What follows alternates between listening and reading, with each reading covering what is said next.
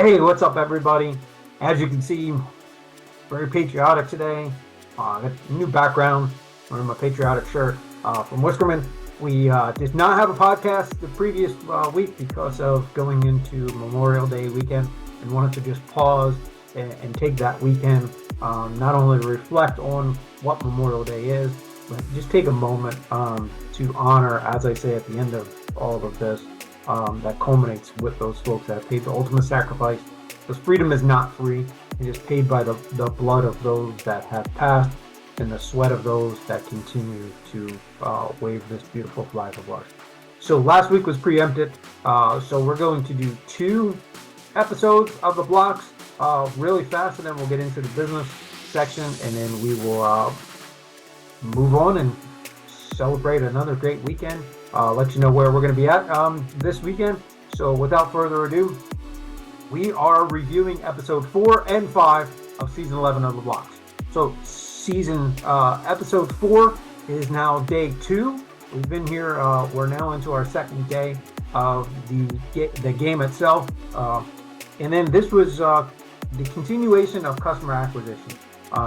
As I said, I believe on the previous podcast, I was in Lily's pod, which I'm going to have her on one of the later episodes here. Great coach and mentor that continued the relationship, as I have with all of the mentors. But she was really special in the fact that she was kind of in the industry, being a Barbara, running a school and stuff, gave some really great feedback. So the class was amazing. Finding that customer. How do you go out? How do you find that? How do you use technology to funnel your customers in and maintain them, which was a great spin into the next day, which we'll get into here momentarily. But episode 4 concludes with the blocks off. Will run predominantly the entire episode. Episode 4 is the blocks off. Some of the same faces up there again, and this episode is actually really funny, and we've had conversation about it, and I did get the confirmation.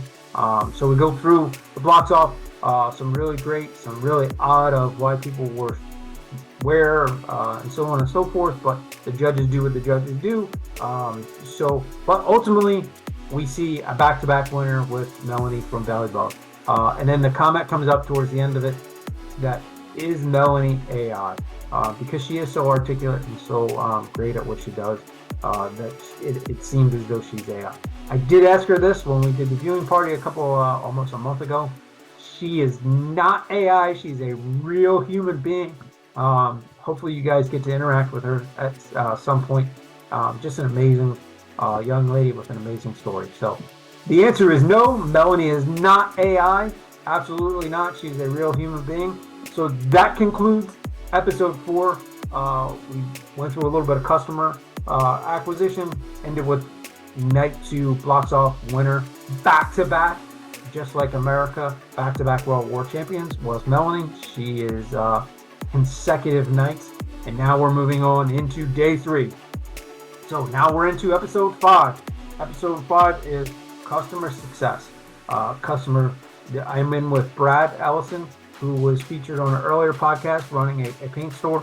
Again, and another amazing judge, just a great story. And an even better human being. This one I remember really, really, really vividly because of what we had to do. So it starts off with the class again. Our challenge is to go in and do a commercial, if you would, as if you were the customer. And then what you need to do is walk through finding the customer, all the way through getting them your product or service, and then how to make them a loyal customer.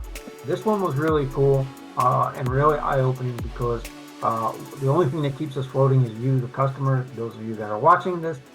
So this was really something that we really tied into a lot and wanted to drive a little bit harder to make sure that we're doing the right thing and we're doing it right by you, the customer. So a lot of eye-opening things. Was really, really interesting. Blocks off is a little bit different tonight. Some new faces, and we get a new winner. All for George wins night 3 after 2 consecutive nights of taking second place, which opens things up and makes it a real, we're looking at a real race now between Melanie, Belly Bug, and all for George. So that is going to play out here over the next couple of episodes. Really going to be interesting, and look forward to the finish. I really, really, really am excited for next week to talk about episode 6, because you get to see this beautiful face on the show on episode 6. So I'm super excited to do that one. So I look forward to next week's podcast. But I'm going to zip it up, and we're going to save that for next week, because that is next week's. But we are, that concludes this review for episode 4 and 5. We are caught up. We are going to turn it over to the pre-recorded business interview that I did with Lorena from season 7. Great interview, conducted a while back, getting around to just loading it in now. So without further ado, let's turn it over to that interview. All right, guys, welcome to the business part of today's episode. I've got a special guest from the blocks community. I know most of you are probably like, I either need to get into this community, figure out what's going on. From season 7, Lorraine has a very interesting business. Actually made me think back to when I was a kid, which we'll get into here momentarily. So let me turn it over to you. If you could introduce us and tell us what your business is, and then just go ahead and dive right into what you do inside your business, please. All right. Thank you for having me. I'm really excited to get to chat with you today. So I'm Lorraine Robinson. I'm a Painless Piano Coach, and I work with piano players to shift into body-friendly posture to avoid and alleviate repetitive motion injuries such as carpal tunnel, tendinitis, backaches, pain, things you might not typically associate with being a result of sitting at the piano, but they might be.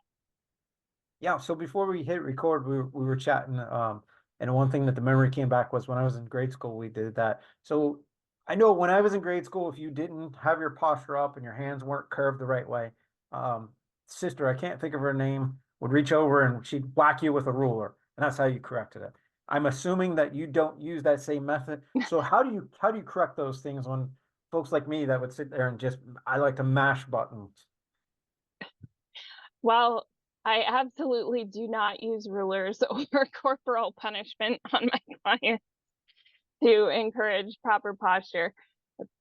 Um, I I have had clients in the past who've come to me from experiences like that, and that just makes me really sad, because piano should be fun and enjoyable and not have such terrible associations with it. So the way that I work with clients to get them set up in correct posture, and just a side note, the correct posture that I have learned and adapted to over the years is not the correct posture that most people think of when they play piano.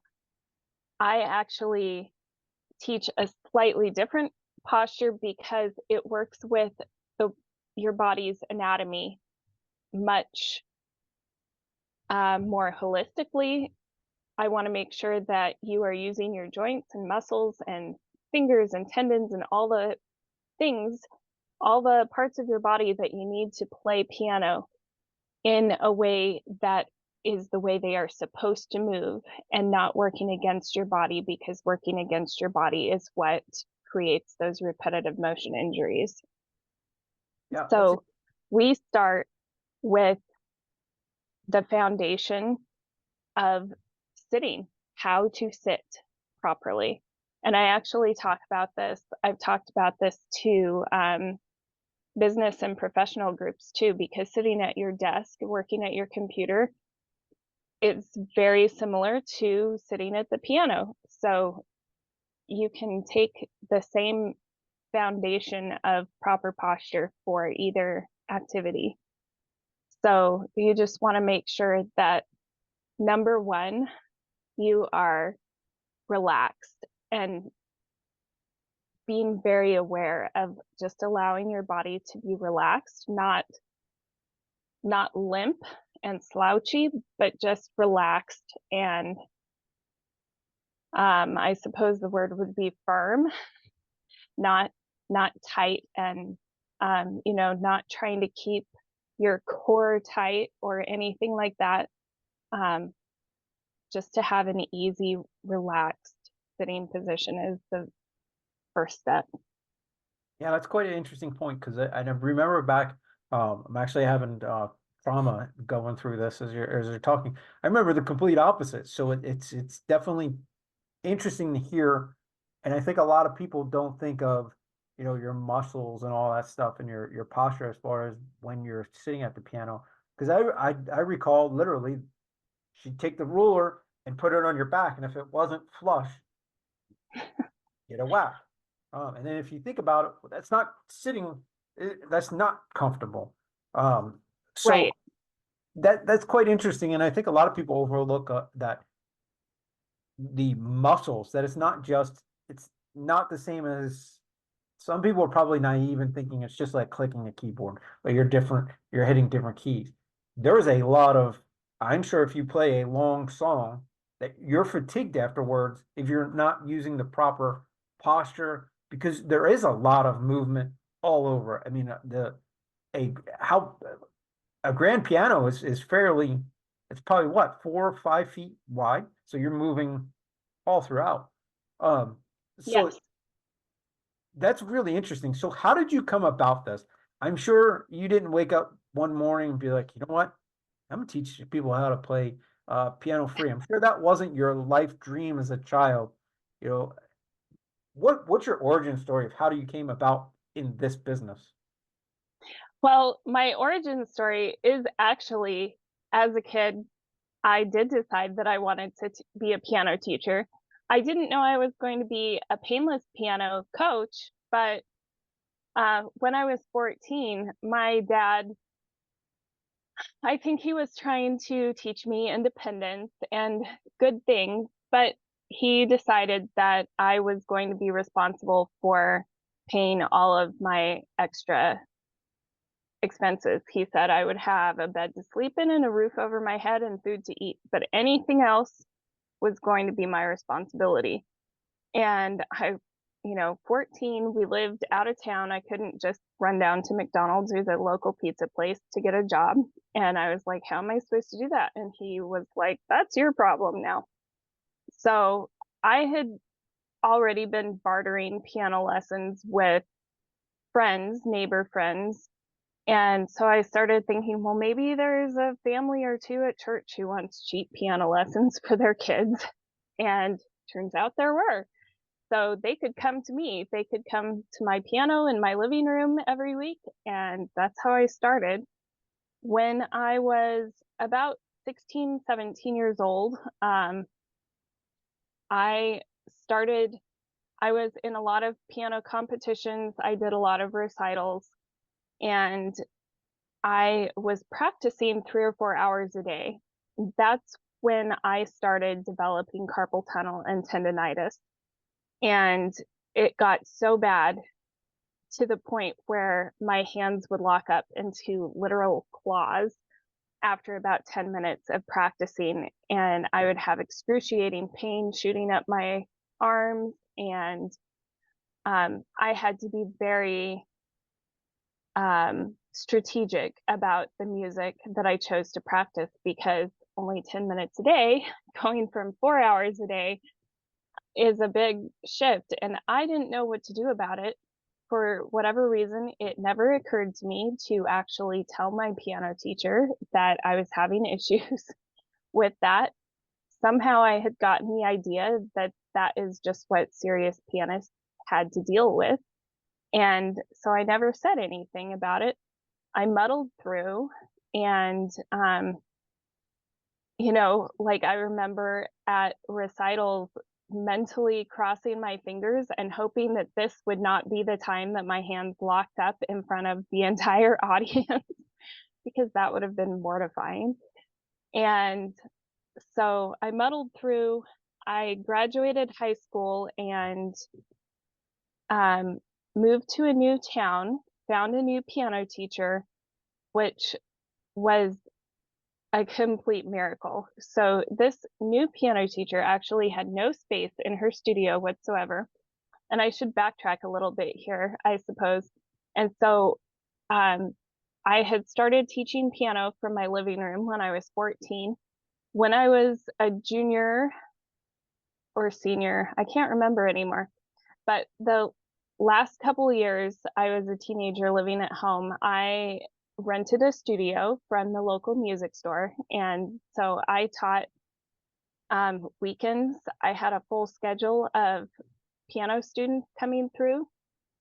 And that was my high school after school job, was teaching piano. And I knew that I wanted to do that. When I started having the carpal tunnel and all the pain, I was really devastated because I was thinking, here I am.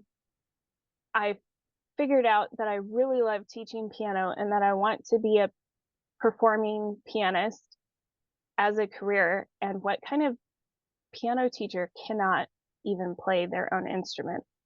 And so I felt like I had figured out what I really loved, and then it was taken away from me within a short time. So I moved to that new city. And when this other piano mentor found out that I already had students of my own, she made space for me in her studio, even though she wasn't actually accepting new students.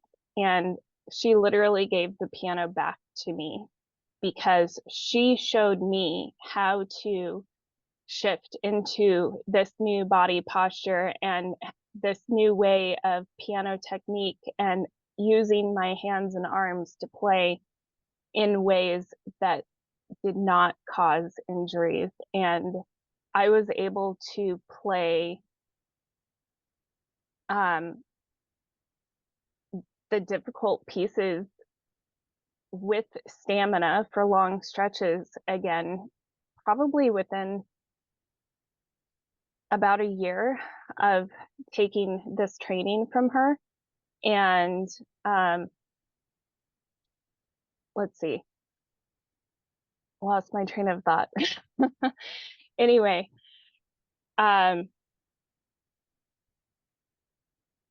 yeah, sorry, you'll have to edit this out. Yeah, you're good.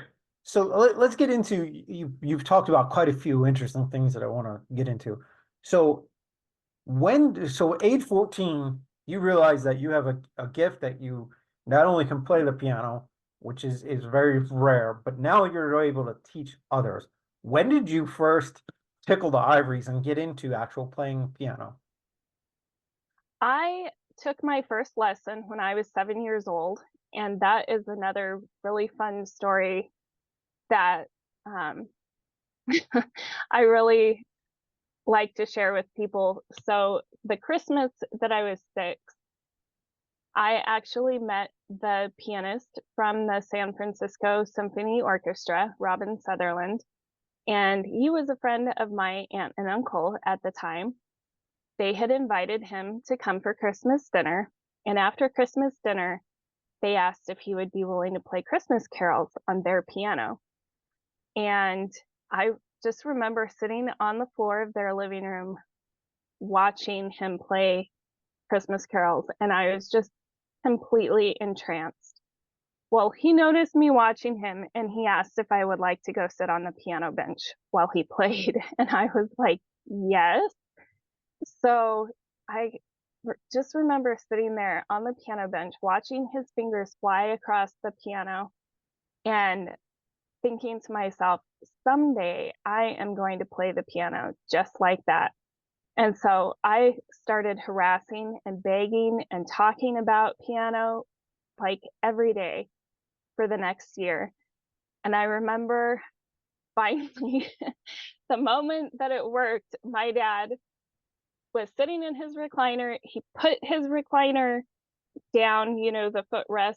He put the footrest down and he told my mom, would you find her a piano teacher? I don't want to hear about this anymore. So yeah, I am really grateful that I got to meet Robin Sutherland all those years ago, and just for the trajectory that my life has been on since then. That piece right there is just amazing that you were introduced to this great piano player at the age of 6 and fell in love with it. and a year of persistence got you into a piano teacher. And so from the age 7, for 7 years, you're working the craft and learning. And then all of a sudden you're a teacher, which is that's some Jedi stuff right there, going from, a Padawan to a master in 7 years. I mean, Anakin Skywalker didn't even do that, but I'm nerding out a little bit. To be able to teach that in such a short period of time is incredible. So then the second piece that I think is really interesting of you obviously telling the story of being 6 and just begging to get into piano makes sense of how I'm sure most people that were in a similar situation where they're getting the crab hands and not able to do this would probably just say, that's just the way it is. My time has come. Now it's time to step away.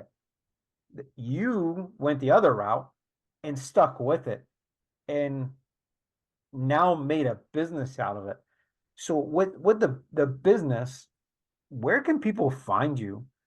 I'm sure, is this something you do in your local area, or is this something that you're able to do via Zoom? Or tell us a little bit about that piece. I do work with people locally and also via Zoom. People can find me on Facebook, Lorraine Robinson. You'll see my profile picture of me sitting in front of the piano in my piano studio. You can also find me on my links page, which is bit.ly/m as in mobile / Lorraine's piano, or sorry, it's /painless piano. And you'll see a bunch of links there.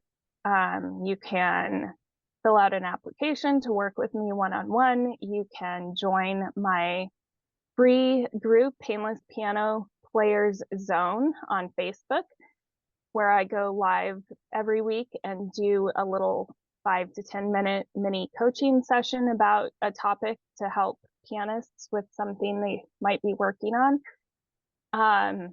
There's other links in there. One goes to my behind the scenes group of my time on the blocks, and just other resources as they become available go on that links page. And on most social media, I'm whatever the social media is, Lorraine's piano or Lorraine's piano. Sorry. And we'll post those up at the end of the episode so people know how to find you. So the one question may lead into two. When you went on the blocks, were you able to have access to a piano? No, I wasn't. Okay. I was getting, my next question was, did you get Wes to sit down and start playing? I probably would have, I imagine. That usually happens anytime I'm in the vicinity of a piano. Yeah, it's a shame you couldn't. I'm sure he would have sat down and done some amazing things. So you've already kind of covered it, and I don't want to assume. So I'll ask you, what what drove you? Like, what was your passion behind this, and like what keeps you going in this? Why this out of all things? Well, I am thoroughly ruined and unemployable for a 9 to 5 job. So I love working with piano clients. I love seeing the light bulb moments. I love how each client is different, even though I'm explaining the same things basically, everyone understands differently. And so it's always a challenge to me to make sure that I can explain and show what each client needs in the way that they best understand. Yeah, that's amazing. I think most of us as entrepreneurs are ruined. Like someone said, you got to get up at, be at work at 8 o'clock and have to sit at a desk till 5. I think my head would explode. So before I turn it over to you for any final, I do have one question, and this is going to put you on the spot. Um, a lot of people, I think, don't look at this type of music as much as should be. Um, I know I introduced my son into classical music through a sneaky way. Our Dayton Performing Arts has a they do random shows, like they'll show we went to see Star Wars and they were playing the actual music. So that's one way to get the younger generation involved. But that's a long way to ask, what is your favorite? So two questions. One, what is your favorite song on the piano? And then what is your favorite song to play if it's different? So my favorite song all time is the piano transcription of J.S. Bach's cantata number, I believe it's cantata number 29 or 26. I can never remember which number it is, but it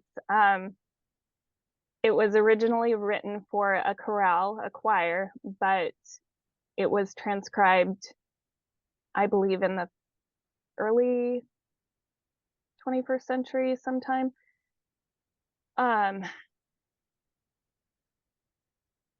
And it is just the most uplifting and upbeat piece of music. That is actually my 10-year project that I'm working on, because it is something like 10 pages long, and it's pretty much all 16th and 32nd notes.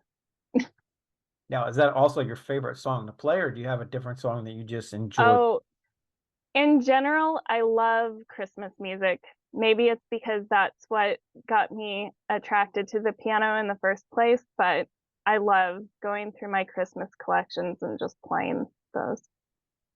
And it's quite interesting as I'm thinking, if listen to the intro and outro of Beards in Business, the song that's playing is a rock rendition of Moonlight Sonnet.